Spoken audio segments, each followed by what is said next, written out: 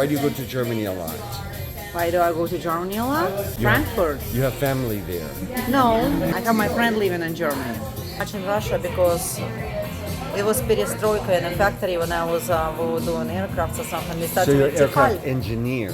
Used to be FAP, so I finished American GAP.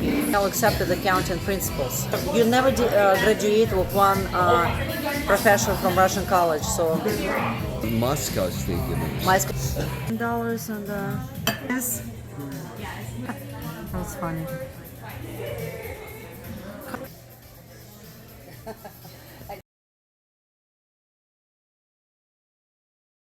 I don't think you did.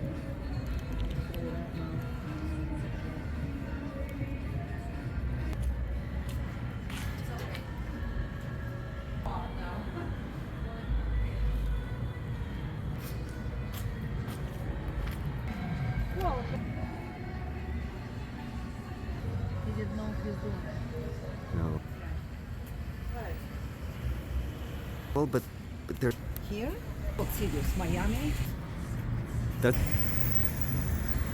Lights are really dark. We'll write a lot about that.